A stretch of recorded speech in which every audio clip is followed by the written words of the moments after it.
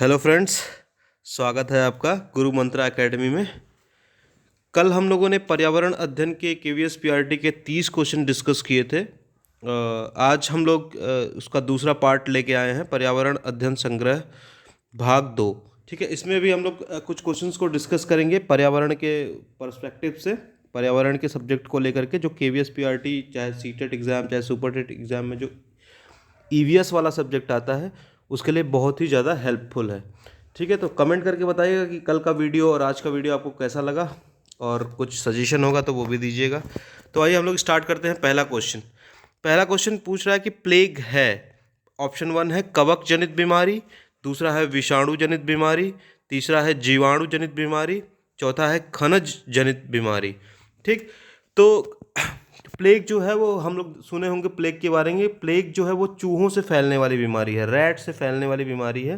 Rat में होती है ये बीमारी, और 1929 के दौर में 1929 या 1919 के दौर में ये बहुत ही ज़्यादा खतरनाक बीमारी थी। इसका इलाज नहीं था, बहुत सारे लोग गांव का गांव खाली हो जाता था इससे।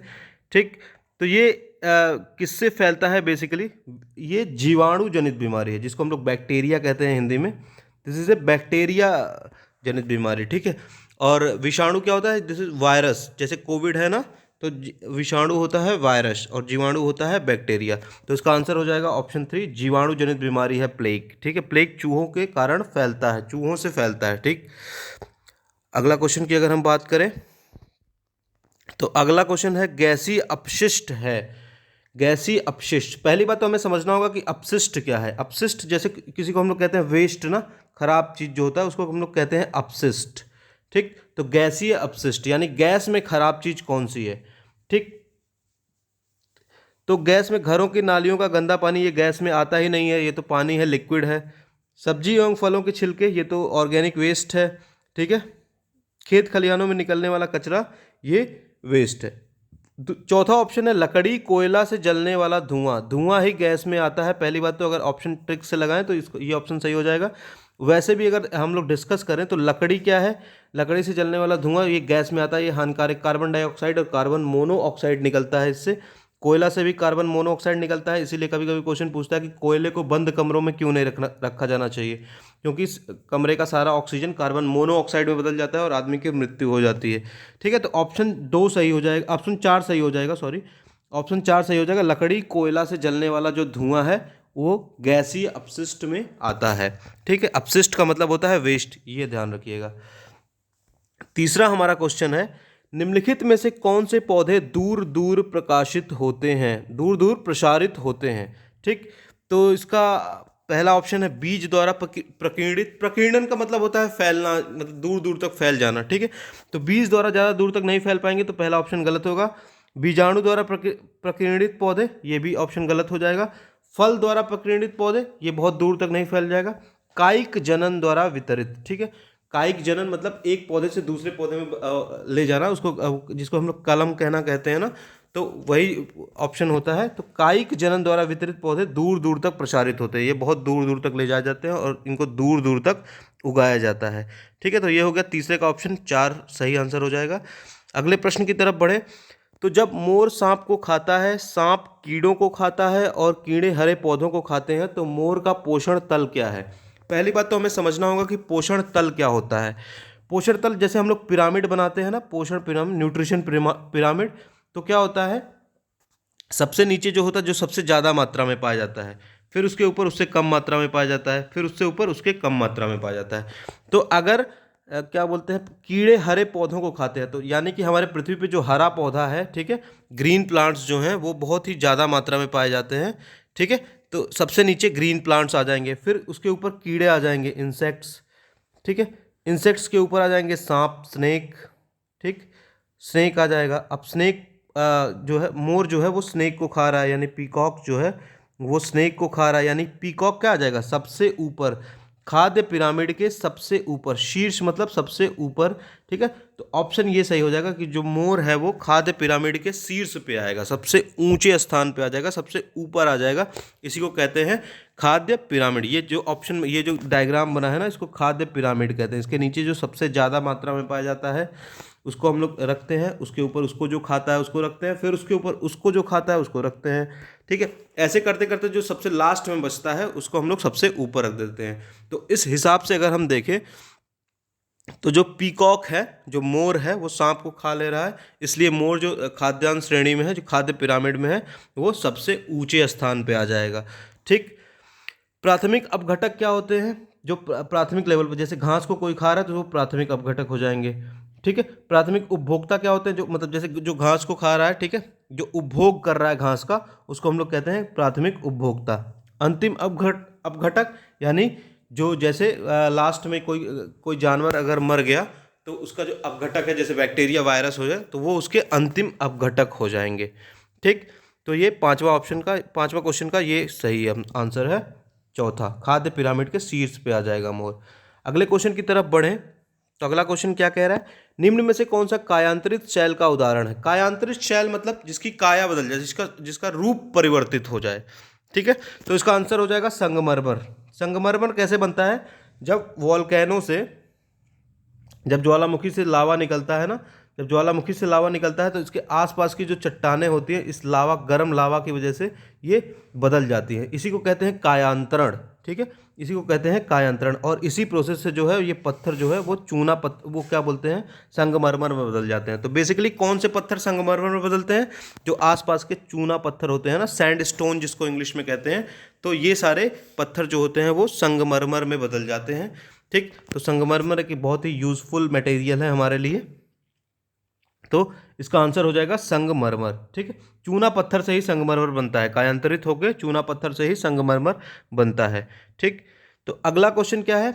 अगला क्वेश्चन सातवां है। आते हैं हम लोग, महासागरों में से निम्न में से कौन सा लवण सर्वाधिक मात्रा में पाया जाता है, ठीक है। तो हमें पता होगा कि महासागरों का जो जल है वो खारा होता है। महासागरों का जल कैसा होता है? खारा होता है, ठीक है। खारा मतलब नमकीन, नमकीन उसका जल होता है। तो नमकीन अगर जल होगा तो उसमें नमक की मात्रा ज़्यादा होगी, यानी कि सोडियम क्लोराइड, नमक का जो केमिकल फॉर्मूला है NaCl है, ठीक है। यानी कि Na से मतलब सोडियम, Cl से मतलब क्लोराइड, तो सोडियम क्लोराइड पाया जाता है महासागरों में। इस वजह से वहाँ का पानी जो होता है वो खारा होता है, सर्वाधिक सोडियम क्लोराइड ही पाया जाता है, ठीक है। इसलिए महासागरों का जल खारा होता है और सबसे ज़्यादा लवण इसी पाया जाता है, ठीक है। ये सारे लवण भी पाए जाते हैं लेकिन बहुत ही कम मात्रा में पाए जाते हैं, तो सर्वाधिक मात्रा में सोडियम क्लोराइड ही पाया जाता है, ठीक। तो ये सारे ऑप्शन गलत हो जाएंगे और सोडियम क्लोराइड जो है वो सही ऑप्शन हमारा हो जाएगा। अब बढ़ते हैं अगले क्वेश्चन की तरफ। राज्यसभा में होने वाली सभाओं की अध्यक्षता कौन करता है, ठीक है। राज्यसभा में होने वाली सभाओं का अध्यक्षता कौन करता है? तो इसका आंसर हो जाएगा उपराष्ट्रपति। उपराष्ट्रपति जो होता है वो राज्यसभा में होने वाली सभाओं का अध्यक्षता करता है, ठीक।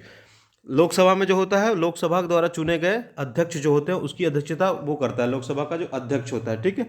और इसको जो राज्यसभा में अध्यक्षता करता है उसको हम लोग कहते हैं उपराष्ट्रपति, या चेयरमैन जिसको कहते हैं, सभापति कहते हैं उसको हम लोग, सभापति भी कहते हैं या इंग्लिश में चेयरमैन कहते हैं, ठीक। ये वाइस प्रेसिडेंट होता है, उपराष्ट्रपति होता है। दूसरी बात, राज्यसभा का जो कार्यकाल होता है वो असीमित कार्यकाल होता है। राज्यसभा का एज ए हाउस, ठीक है, एज ए, अगर उसके राज्यसभा की बात करें तो उसका कार्यकाल कभी भी खत्म नहीं होता है, जबकि राज्यसभा के मेंबर्स का कार्यकाल 6 साल का होता है, ठीक है।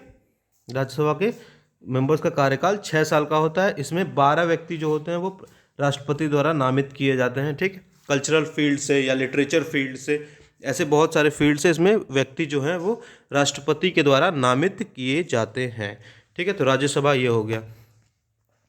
इसी में हम समझते हैं कि संसद के 3 पार्ट्स होते हैं, एक लोकसभा, एक राज्यसभा और एक जो प्रेसिडेंट हाउस है, ठीक है, प्रेसिडेंट। तो संसद के 3 पार्ट होते हैं, ये भी क्वेश्चन पूछता है कभी कभी। चलिए बढ़ते हैं हम अगले क्वेश्चन की तरफ। हमारा अगला क्वेश्चन है, निम्न में से किस मिट्टी का विस्तार भारत में सर्वाधिक मात्रा में पाया जाता है या सर्वाधिक क्षेत्र पर है, ठीक है। तो इसका आंसर हो जाएगा जलोढ़ मिट्टी। जलोढ़ मिट्टी जो बहुत ही उपजाऊ मिट्टी होती है, फसलों के उपज में बहुत ज़्यादा हेल्प करती है। तो हमें पता है गंगा के किनारे, आसपास किनारे किनारे जो मिट्टी पाई जाती है वो जलोढ़ मिट्टी होती है, ठीक है। जो नदियों के किनारे मिट्टियाँ पाई जाती हैं उसको जलोढ़ मिट्टी कहते हैं। तो हमें पता है कि भारत देश में बहुत सारी नदियाँ बहती हैं, तो नदियों की जो आसपास नदियाँ हैं जलोढ़ मिट्टी पाई जाती है वहाँ पे, इसलिए जलोढ़ मिट्टी ही ऐसी मिट्टी है जिसका विस्तार भारत में सर्वाधिक क्षेत्र में पाया जाता है, ठीक है। काली मिट्टी वहाँ पाई जाती है जो हम लोगों ने कल डिस्कस किया था कि वॉल्केनो के आसपास, ज्वालामुखी के आसपास जो मिट्टी पाई जाती है जो लावा से बनती है, लावा के सूखने पर, लावा के ठंडा होने पर बनती है, उसको हम लोग काली मिट्टी कहते हैं। ठीक है। बलुई मिट्टी रेगिस्तानी एरिया में पाई जाती है और लाल मिट्टी वहाँ पाई जाती है जहाँ पे बारिश बहुत ज़्यादा होती है। ठीक है। बारिश जहाँ पे होती है वहाँ पे लाल मिट्टी ज़्यादा पाई जाती है। तो इसका आंसर हो जाएगा जलोढ़ मिट्टी। ठीक है। जलोढ़ मिट्टी इसका आंसर हो जाएगा। अब अगर बढ़ें अगले क्वेश्चन की तरफ, तो अगला क्वेश्चन है हमारा, जो शाकाहारी जंतु भोजन के लिए हरे पेड़ पौधों पर निर्भर रहता है उसको क्या कहते हैं। ठीक है। जो शाकाहारी जंतु भोजन के लिए हरे पेड़ पौधों पर निर्भर रहता है उसको हम लोग क्या कहते हैं। तो इसका आंसर हो जाएगा प्रथम चरण उपभोक्ता। प्रथम चरण उपभोक्ता मतलब डायरेक्टली प्लांट्स को खाता है। ठीक है। प्लांट्स को जो खाएगा उसको हम लोग कहेंगे प्रथम चरण का उपभोक्ता। प्लांट्स जो होते हैं वो हमारे नेचुरल होते हैं, उनको जो खाता है उसको कहते हैं प्लांट्स, उनको जो खाता है उसको हम लोग कहते हैं प्रथम चरण का उपभोक्ता। और प्रथम चरण के उपभोक्ता को अगर कोई खाएगा तो उसको हम लोग कहेंगे द्वितीय चरण का उपभोक्ता। ठीक है। और द्वितीय चरण के उपभोक्ता को अगर कोई खाएगा तो उसको हम लोग कहेंगे तृतीय चरण के उपभोक्ता। उपभोक्ता मतलब किसी को खाने वाला, किसी का उपभोग करने वाला। ठीक। तो इस तरह से इसका आंसर हो जाएगा प्रथम चरण उपभोक्ता, क्योंकि ये डायरेक्टली नेचुरल चीज को ही खाते हैं इसलिए इनको हम लोग कहते हैं प्रथम चरण का उपभोक्ता। ठीक। अगले क्वेश्चन की तरफ अगर हम बढ़े तो हमारा अगला क्वेश्चन है, पर्यावरण शिक्षा में समस्या समाधान विधि का गुण है। ठीक है। तो पर्यावरण शिक्षा में या किसी भी शिक्षा में समस्या समाधान का विधि क्या है। सृजनात्मक मतलब जिसको हम लोग कहते हैं क्रिएटिव विधि। ठीक है। सृजनात्मक का इंग्लिश मतलब होता है क्रिएटिव। ठीक है। तो क्रिएटिव तरीके से पर्यावरण अगर हम समझाएंगे तो ज़्यादा अच्छे से समझ में आएगा बच्चों को, तो ये ऑप्शन सही हो जाएगा। ठीक है। अगर लक्ष्य केंद्रित विधि, यानी हमें अगर घर समझाना है या कोई और टॉपिक समझाना है तो हम लक्ष्य को केंद्रित करके अगर उस टॉपिक को समझा रहे हैं तो वो भी हमारे लिए बहुत यूजफुल होगा, इसलिए ये ऑप्शन भी सही हो जाएगा। चयनात्मकता। ठीक है। हम किसी चीज़ को चयन करें, ठीक है, किसी चीज़ का चयन कर लें और उसको समझाएं, तो ये तीनों ऑप्शन उपयुक्त सभी ऑप्शन सही हो जाएंगे। ठीक है। तो इसका आंसर हो जाएगा 4 उपयुक्त सभी। ठीक है। तो इन सारों का मतलब जो होता है वो हम लोगों ने सीख लिया। सृजनात्मक का मतलब होता है क्रिएटिव, लक्ष्य केंद्रित का मतलब होता है एम पॉइंटेड, किसी एम पे वो करना। ठीक है। और चयनात्मकता का मतलब होता है किसी एक चीज़ को चुन करके उसको समझाना। ठीक। तो ये हो गया हमारा आंसर उपयुक्त सभी। इसमें सारे जो शिक्षण विधि हैं वो सारे इसमें क्या बोलते हैं समस्या समाधान का गुण है। ठीक। अगला क्वेश्चन है हमारा, इकोसिस्टम की सही परिभाषा क्या है। तो इकोसिस्टम अगर समझ लेते हैं कि जहाँ पे जीव जो होते हैं ना आपस में जब मिलते हैं तो उसको हम लोग कहते हैं इकोसिस्टम। ठीक है। बहुत सारे जीव जब आपस में मिलते हैं तो उसको हम लोग कहते हैं इकोसिस्टम। और कल हम लोगों ने देखा था कि जब बहुत तरह तरह के जीव जो होते हैं आसपास में जब मिलते हैं तो उसको हम लोग कहते हैं बायोडाइवर्सिटी या जैव विविधता। ठीक है। तो जब जीव मिलते हैं आपस में क्रियाएं करते हैं तो उसको हम लोग कहते हैं इकोसिस्टम। और जब तरह तरह के जीव एक साथ होते हैं तो उसको हम लोग कहते हैं जैव विविधता। तो इसमें क्वेश्चन हमारा पूछा है कि इकोसिस्टम की सही परिभाषा क्या है। तो इसका ऑप्शन हो जाएगा जीव समुदाय एवं उसके वातावरण का संतुलित तंत्र। ठीक है। यही ऑप्शन हो जाएगा, जीव समुदाय यानी कि जो आपस में जीव रह रहे हैं उनका जो और उनके वातावरण का जो है आपसी संबंध, जैसे जीव है ये और ये इसका वातावरण है तो इसका जो आपसी संबंध होगा उसी को हम लोग कहते हैं इकोसिस्टम। ठीक है। पृथ्वी और वायुमंडल का क्षेत्र जहां जीव रहते हैं उसको हम लोग कहते हैं बायोडाइवर्सिटी। ठीक है। क्या कहते हैं, बायोडाइवर्सिटी। ठीक है। तो ये सारा ऑप्शन इसका सही हो जाएगा। 13 का ऑप्शन हो जाएगा ऑप्शन नंबर 4, जिसका आंसर है जीव समुदाय और उनके वातावरण का संतुलित तंत्र ही इकोसिस्टम है। ठीक। अब हम अगर अगले क्वेश्चन की तरफ बढ़ें तो हमारा क्वेश्चन है, मानव विकास के क्रम में 2 पैरों पर चलने का सबसे बड़ा लाभ क्या है। 2 पैरों पर चलने का सबसे बड़ा लाभ क्या है। 2 पैरों पर चलने का सबसे बड़ा लाभ ऐसे तो यही है कि हमारा जो दोनों हाथ है ना वो खाली हो गया है। ठीक है। अगर 2 पैरों पे आदमी चल रहा है तो इनका जो दोनों हाथ है ये खाली हो गया है। ठीक है। और ये क्या करता है, ब्रेन के हिसाब से, अगर उसको क्या बोलते हैं मस्तिष्क के हिसाब से ये स्वतंत्र तरीके से काम कर लेता है। ठीक है। तो हम पैर से चल सकते हैं और इन दोनों हाथों से कुछ अलग काम भी कर सकते हैं, यानी कि हमारे काम करने की जो कैपेबिलिटी है, जो हमारे काम करने की जो क्षमता है वो बढ़ जाती है। ठीक है। तो इसका आंसर यही हो जाएगा कि हाथ स्वतंत्र रूप से मस्तिष्क की आज्ञा अनुसार कार्य कर सकते हैं। ठीक है। इसका ऑप्शन हो जाएगा 3। अगर पहले ऑप्शन को देखें तो शरीर का भार कम होना, अगर हाथ स्वतंत्र रूप से काम कर रहे हैं, ठीक है, 2 पैरों पे अगर हम चल रहे हैं तो हाथ का भार कैसे कम होगा, इसलिए ऑप्शन गलत होगा। हाथ तो रहेगा ही और अगर हाथ रहेगा तो उसका भार तो कम नहीं होगा। ठीक है।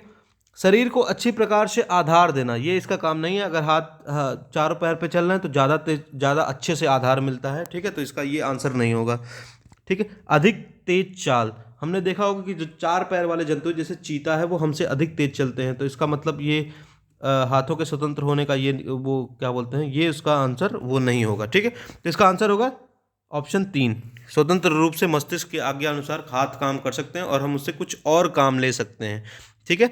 तो ये मानव विकास में सबसे बड़ा क्रम है, सबसे इम्पॉर्टेंट क्रम है, ठीक है, कि हम लोग के हाथ फ्री हो गए हैं और हम कुछ अलग काम कर पा रहे हैं। अगला क्वेश्चन है, भूकंप की तीव्रता नापने के यंत्र को क्या कहते हैं, ठीक है। अगर हम इसकी बैकग्राउंड को समझें तो भूकंप जिस वजह से आता है, जिन वेव्स की वजह से आता है, उसको हम लोग कहते हैं सीस्मिक वेव, ठीक है। क्या कहते हैं? सीस्मिक वेव, ठीक है, सीस्मिक वेव, सीस्मिक वेव कहते हैं, ठीक है। सीस्मिक वेव से क्या होता है? भूकंप आता है, ठीक है। और इन्हीं सीस्मिक वेव को अगर हम नापें तो किस यंत्र से नापते हैं? सीस्मोग्राफ से नापते हैं, ठीक है। तो सीस्मिक वेव को हम लोग सीस्मोग्राफ से नापते हैं। भूकंप और कुछ नहीं नापते हैं हम लोग। भूकंप में हम लोग नापते हैं कि वेव की जो स्ट्रेंथ है, वेव की जो ताकत है वो कितनी तेज है, तो वो नापते हैं हम लोग सीस्मोग्राफ से, ठीक है। कार्डियोग्राफ से हम लोग दिल की धड़कन नापते हैं, ठीक है। बैरोग्राफ से हम लोग प्रेशर नापते हैं जिसको हम लोग कहते हैं दाब, ठीक है। फिजियोग्राफ से हम ह्यूमन बॉडी को नापते हैं, ठीक। तो ये सारा इसका आंसर हो जाएगा सीस्मोग्राफ। सीस्मोग्राफ से हम लोग भूकंप की तीव्रता नापते हैं, ठीक है। भूकंप की तीव्रता कैसे होती है? सीस्मिक वेव से होती है, ये याद रखिएगा। चलिए हम लोग अगले क्वेश्चन की तरफ अगर बढ़ें तो सूर्य के निकटतम ग्रह कौन सा है? तो सूर्य के निकटतम ग्रह हमें पता ही है कि सूर्य के निकटतम ग्रह है बुध, उसके बाद आता है शुक्र, ठीक है। तो एक क्वेश्चन ये भी बनता है कि बुध, जबकि सूर्य बुध जो है बुध के सबसे निकटतम है सूर्य, लेकिन फिर भी सबसे गर्म ग्रह जो है वो शुक्र है, क्योंकि शुक्र के जो वातावरण है ना, शुक्र का जो वातावरण है, इसकी वजह से उसमें गर्मी ज़्यादा छिपी रह जाती है, उसमें गर्मी जो है वो कैद रह जाती है, इसलिए शुक्र ज़्यादा गर्म है। बुध के पास वातावरण नहीं है, इसलिए यहाँ पे गर्मी टिक नहीं पाती है, इसलिए बुध ज़्यादा गर्म नहीं हो पाता है, शुक्र ज़्यादा गर्म हो जाता है, ठीक है। तो इसका ऑप्शन यही हो जाएगा कि सूर्य के निकटतम ग्रह बुध है, ठीक है।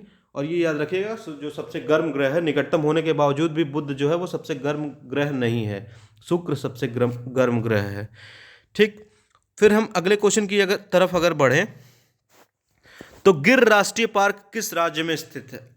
कल वाले क्वेश्चन में हम लोगों ने डिस्कस किया था कि गिर राष्ट्रीय पार्क जो बना है वो किस जंतु के संरक्षण के लिए बना है, ठीक है। तो हमने उसमें आंसर दिया था कि वो शेरों के लिए बना है, ठीक है, शेरों के संरक्षण के लिए बना है। उसी क्वेश्चन में हमने डिस्कस किया था कि गिर जो राष्ट्रीय पार्क है वो कहाँ पे है? गुजरात में है, ठीक है, गुजरात के गिर एरिया में है। गिर, गुजरात के पास एक गिर डिस्ट्रिक्ट है, उसमें गिर राष्ट्रीय पार्क है, ये शेरों की सुरक्षा के लिए बना है, ठीक। तो अगला क्वेश्चन अगर हम बढ़ें तो अगला क्वेश्चन हमारा हो जाएगा, निम्नलिखित वाहनीय ईंधनों में से किसको आजकल पर्यावरण क्या बोलते हैं, पर्यावरण से मतलब पर्यावरण के अच्छे के लिए माना जाता है, ठीक है, उससे पर्यावरण का लाभ होता है, ठीक है। तो पेट्रोल से तो कार्बन मोनोऑक्साइड निकलती है, इसलिए पेट्रोल से कार्बन मोनोऑक्साइड निकलती है, तो पेट्रोल तो ऑप्शन गलत हो जाएगा। डीजल से भी वही गैस निकलती है, इसलिए डीजल भी ऑप्शन नहीं हो जाएगा, ठीक है। लिक्विड, ये द्रवित पेट्रोलियम गैस को कहते हैं हम लोग एलपीजी, जो हम लोग किचन में यूज़ करते हैं, ठीक है। तो लिक्विड पेट्रोलियम गैस ज़्यादातर के वाहनीय ईंधन में नहीं है, ये किचन का ईंधन है, ठीक है, ये हमारे घरों का ईंधन है, इसलिए इस ईंधन को लेते नहीं है। जबकि संपीड़ित प्राकृतिक गैस को हम लोग इंग्लिश में जो ज़्यादातर पॉपुलरली हम लोग जानते हैं सीएनजी गैस, ठीक है, कॉम्प्रेस्ड नेचुरल गैस जो होती है उसी को हम हिंदी में कहते हैं संपीड़ित प्राकृतिक गैस। ये क्या होता है? वाहनी ईंधनों को मतलब सबसे पर्यावरण फ्रेंडली है, ठीक है, पर्यावरण का मित्रवत व्यवहार करता है ये, इसमें ज़्यादा प्रदूषण नहीं निकलता है, इसलिए ये पर्यावरण के लिए बहुत ही अच्छा गैस है, ठीक है। आजकल के बहुत सारे वाहनों में सीएनजी फिटेड वाहन आ गए हैं, जिससे हमारे पर्यावरण को भी फ़ायदा मिल रहा है, ठीक है। तो यही हो जाएगा, संपीड़ित प्राकृतिक गैस जो होता है वो हमारे पर्यावरण फ्रेंडली होता है या पर्यावरण के साथ मित्रवत व्यवहार करता है, ठीक। अगला क्वेश्चन अगर हम पढ़ें तो किसी परितंत्र में तत्वों का चक्रण क्या कहलाता है? तो किसी परितंत्र में तत्वों का चक्रण, जैसे मान लीजिए कैल्शियम है, कैल्शियम हमें मिट्टी से किसी और जंतु को मिला, ठीक है, मिट्टी से मान लीजिए कैल्शियम किसी और जंतु को मिला, फिर किसी और जंतु से उसको खाने वाले जंतु को मिला, फिर उससे खाने वाले जंतु को मान लीजिए वो मर गया, फिर से ये मिट्टी में आ जाएगा। यानी कि तत्वों का जो चक्रण है, मान लीजिए एक चक्र से दूसरे चक्र में गया, दूसरे चक्र से तीसरे चक्र में गया, फिर तीसरे चक्र से फिर से पहले चक्र में आ गया, यानी कि ये चक्र घूमता रहता है, साइकिल बना लेता है। तो तंतुओं का चक्रण क्या कहलाता है? इसको हम लोग कहते हैं जैव भू रासायनिक चक्र। ठीक है, क्योंकि ये जमीन से ही निकलता है और प्राणियों में होते होते फिर से जमीन में आ जाता है, इसलिए इसको भू रासायनिक चक्र कहते हैं। और ये जीवों से होकर गुजरता है ना, जैसे मान लीजिए प्राथमिक उपभोक्ता से होकर द्वितीय उपभोक्ता में जाता है, फिर द्वितीय उपभोक्ता से तृतीय उपभोक्ता में जाता है, फिर से जमीन में मिल जाता है, इसलिए इसको कहते हैं जैव भू रासायनिक चक्र। कौन सा ऑप्शन हो जाएगा? जैव भू रासायनिक चक्र, यानी कि ऑप्शन 2 हमारा सही हो जाएगा। अगले क्वेश्चन की अगर हम बात करें तो इंसुलिन की रासायनिक प्रकृति क्या है? यानी कि इंसुलिन क्या है? प्रोटीन है, विटामिन है, वसा है, कार्बोहाइड्रेट है। ठीक है, तो इंसुलिन, ये तो याद करने वाला क्वेश्चन है। वो इंसुलिन जो है वो प्रोटीन है। इंसुलिन एक तरह का पॉलीपेप्टाइड है, जिसको हम लोग प्रोटीन का नाम भी देते हैं। इंसुलिन क्या है? पॉलीपेप्टाइड। ऑप्शन में कभी कभी पॉलीपेप्टाइड भी रख लेता है, तो जिसके लास्ट में पेप्टाइड लगा हो उसको हम लोग कहते हैं प्रोटीन। ठीक है, उसको हम लोग कहते हैं प्रोटीन। तो पॉलीपेप्टाइड है प्रोटीन। इंसुलिन जो क्या बोलते हैं, शुगर को कंट्रोल करता है हमारी बॉडी में। ठीक है, तो इंसुलिन एक प्रोटीन है। ठीक है, विटामिन नहीं है। वसा को हम लोग इंग्लिश में फैट कहते हैं। कार्बोहाइड्रेट हमें एनर्जी देता है, तो कार्बोहाइड्रेट भी नहीं। तो इंसुलिन क्या है? प्रोटीन। इसका आंसर सही हो जाएगा। अगले क्वेश्चन की तरफ अगर हम बढ़ें तो अगला क्वेश्चन है हमारा, पौधों में अर्धसूत्री विभाजन क्या होता है? अर्धसूत्री विभाजन को इंग्लिश में हम लोग कहते हैं मियोसिस। ठीक है, तो पौधों में जो मियोसिस की प्रक्रिया होती है वो परागकणों में होती है। पौधों का परागकण होता है जिसकी वजह से वो रिप्रोडक्शन करते हैं, वो प्रजनन करते हैं। ठीक है, यूकैरियोटिक सेल्स में सबसे ज़्यादातर पाया जाता है इसको, मियोसिस को। तो पौधों का जो अर्धसूत्री विभाजन है वो मियोसिस जो है वो परागकणों में होता है। मूल शीर्ष में नहीं होता है, तने में भी नहीं होता है, पराग कोश में नहीं होता है, पराग कणों में होता है। ठीक, तो इसका पहला ऑप्शन हो जाएगा सही, पराग कणों में। ठीक, अगले क्वेश्चन की तरफ अगर हम बढ़ें तो ज्वर नियंत्रण में आमतौर पर सबसे अधिक प्रयोग की जाने वाली औषधि कौन सी है? ठीक है, तो अभी कोविड जब चल रहा था, तो ज्वर जब आ रहा था, ज्वर मतलब बुखार, बुखार जब आ रहा था तो हम लोग सबसे ज़्यादा कौन सा वो दवा ले रहे थे? पैरासीटामोल। ठीक है, तो पैरासीटामोल ही सबसे आमतौर पर सबसे अधिक प्रयोग की जाने वाली औषधि है। ठीक है, तो इसका ऑप्शन हो जाएगा पैरासीटामोल। बीटा कॉम्प्लेक्स हम लोग प्रोटीन है उसमें लेते हैं, हम लोग स्किन बीमारियों में लेते हैं। ठीक है, तो ये सारी जो दवाएं हैं वो दूसरों में यूज़ होती है, जबकि पैरासीटामोल हमारा फीवर में यूज़ होता है, ज्वर में यूज़ होता है। फीवर को इंग्लिश में, हिंदी में हम लोग ज्वर कहते हैं। ठीक है, तो ये याद रखिएगा, अगर ज्वर पूछेगा तो उसको ज्वर में हम लोग यूज़ करते हैं। ठीक है, लिव 52 एक लीवर के लिए बीमारी है, लीवर के लिए दवा है। ठीक है, लीवर के जब वो हो जाता है हमारा, तो उसके लिए हम लोग लिव 52 करके औषधि लेते हैं। ठीक है, ये लीवर की दवा है। तो ज्वर के लिए क्या हो जाएगा? पैरासीटामोल ही हो जाएगा, ये सबको पता है ऑप्शन। ठीक है, तो ज्वर के लिए पैरासीटामोल। ठीक, अगले क्वेश्चन की तरफ अगर हम बढ़ें तो दही निर्माण हेतु कौन सूक्ष्मजीवी उत्तरदायी है? सूक्ष्मजीवी उत्तरदायी है, तो ये ऑप्शन तो सबको ही पता होगा। लैक्टोबैसिलस बैक्टीरिया जो होता है वो दही के जमने के में बहुत ही मदद करता है। ठीक है, इसीलिए हम लोग क्या करते हैं, दूध को पहले गर्म कर लेते हैं और फिर रखते हैं। ठीक है, ताकि बैक्टीरिया जो है वो आसानी से उसका वो हो सके। ठीक है, तो इसका ऑप्शन हो जाएगा दही निर्माण में हम लोग का कौन सा बैक्टीरिया पाया जाता है? Lactobacillus bacteria. ठीक है, लैक्टोबैसिलस बैक्टीरिया दही के जमने के लिए उत्तरदायी होता है। ठीक है, तो इसका ऑप्शन हो जाएगा लैक्टोबैसिलस। अगले क्वेश्चन की तरफ अगर हम बढ़ें तो प्याज, आलू, अदरक क्या है? ये इन्वायरमेंट का सबसे इंपॉर्टेंट क्वेश्चन है, बहुत ही पॉपुलर क्वेश्चन है, बहुत सारे एग्जाम्स में आता है। प्याज, आलू, अदरक क्या है? तना है कि जड़ है कि अपस्थानिक जड़ें हैं कि सल्क पत्र है? ठीक है, तो क्या होता है, हम जब प्याज को देखते हैं, प्याज को जब जमीन से निकालते हैं तो प्याज के नीचे कुछ ऐसे हेयर लाइक स्ट्रक्चर होते हैं ना, तो प्याज के नीचे जो हेयर लाइक स्ट्रक्चर होते हैं वही उसका जड़ होता है, और जड़ के ऊपर वाले भाग को हम लोग क्या कहते हैं? तना कहते हैं। ठीक है, जड़ के ऊपर वाले भाग को हम लोग तना कहते हैं। ऐसे ही आलू में भी होता है और ऐसे ही अदरक में भी होता है, अदरक के किनारे हेयर लाइक स्ट्रक्चर पाए जाते हैं। ठीक है, तो ये सारे क्या हैं? ये तना हो जाएंगे। ठीक है, ये जड़ नहीं है, ये तना हो जाएंगे। तो जड़ का ऑप्शन गलत हो जाएगा, जड़ का ऑप्शन, दोनों ऑप्शन गलत हो जाएगा। ठीक है, शल्क पत्र नहीं होगा। ठीक, तो इसका ऑप्शन क्या हो जाएगा? इसका ऑप्शन तना हो जाएगा, क्योंकि प्याज, आलू जो अदरक है वो तने में पाए जाते हैं। ठीक है, तना है एक तरह से, हम लोग पेड़ों की तने को खाते हैं। ठीक, अगला क्वेश्चन की तरफ अगर हम बढ़ें तो एक कोशीय सूक्ष्म जीव क्या है? विषाणु बहुकोशीय होता है, स्पाइरोगैरा बहुत बहुकोशीय होता है, हाइड्रा भी बहुकोशीय होता है। एक कोशीय मतलब ऐसे जीव जिसमें सिर्फ एक कोशिका पाई जाए, एक सेल पाया जाए, उसको हम लोग कहते हैं एक कोशीय जीव। तो इसका ऑप्शन हो जाएगा पैरामीशियम। पैरामीशियम ही एक कोशीय जीव होता है। ठीक है, इसमें सिर्फ एक ही सेल पाए जाते हैं, एक ही कोशिका पाई जाती है, इसलिए इसको हम लोग कहते हैं एक कोशीय जीव। अगले क्वेश्चन की तरफ अगर हम बढ़े तो निम्न में से कौन सा पादप उत्पाद साबुन का विस्थापन है? मतलब कौन सा ऐसा उत्पाद है जो साबुन की जगह ले सकता है? ठीक है, हमारे जो जनरल यूज में हम लोग साबुन का यूज करते हैं ना, तो उसमें कौन सा साबुन का जगह ले सकता है? तो पहला अगर हम देखते हैं रीठा, तो रीठा को छोड़ दीजिए अभी। रुद्राक्ष, रुद्राक्ष क्या होता है? एक माला होती है जो पहनने के काम में आती है। ठीक है, तो रुद्राक्ष क्या है? एक माला यूज करते हैं हम लोग माला के रूप में। तेंदू, तेंदू का जो पत्ता होता है ना, वो हम लोग बीड़ी बनाने के लिए यूज में करते हैं, बीड़ी बनाते हैं उसके पत्ते से, तो तेंदू का पत्ता बीड़ी बनाने के काम में आता है। ठीक है, उपरोक्त सभी तो ऑप्शन हो ही नहीं सकता। ठीक है, तो ये तीनों ऑप्शन गलत हो गए, तो एक ऑप्शन बचा रीठा। रीठा हम लोग होते हैं ना, बालों में बहुत मदद करता है ये जो है। ठीक है, रीठा जो है वो बालों के हेल्थ के लिए बहुत ही इंपॉर्टेंट होता है। तो रीठा ही ऐसा जो पादप है वो साबुन का विस्थापन कर सकता है, साबुन की जगह ले सकता है। ठीक है, तो यही ऑप्शन हमारा सही हो जाएगा, रीठा। तो ये हमारा लास्ट क्वेश्चन था आज के सेशन का। तो उम्मीद है आप सब लोगों को क्वेश्चन जो है वो बहुत ही पसंद आए होंगे। जैसा क्वेश्चन आपको लगा हो, आप एक बार प्लीज़ कमेंट सेक्शन में बताइए कि आपको कैसे क्वेश्चन लगे आज के। ठीक है, और उसका सोल्यूशन का मेथड कैसा लगा। ठीक है, और अगले जो टेस्ट सीरीज़ है वो कल आएगी। तीसरा पार्ट जो है पर्यावरण का प्रैक्टिस सेट जो है वो कल आएगा। ठीक, और क्या बोलते हैं इसके आगे जो प्रैक्टिस सेट अगर आपको टाइम टाइम से मिलता रहे, उसके लिए हमारे चैनल को सब्सक्राइब कर लीजिए। चैनल का नाम है गुरु मंत्रा एकेडमी। और इस वीडियो को लाइक करिए और अपने दोस्तों में शेयर करिए, ताकि आपका जो सीटेट और पीआरटी का एग्ज़ाम आने वाला है वो अच्छे से ईवीएस में उसमें आप अच्छा स्कोर कर पाएँ। ठीक है, तो अच्छे से शेयर करिए और कमेंट करके बताइए कि वीडियो कैसा बना है। ठीक है, तब तक के लिए धन्यवाद।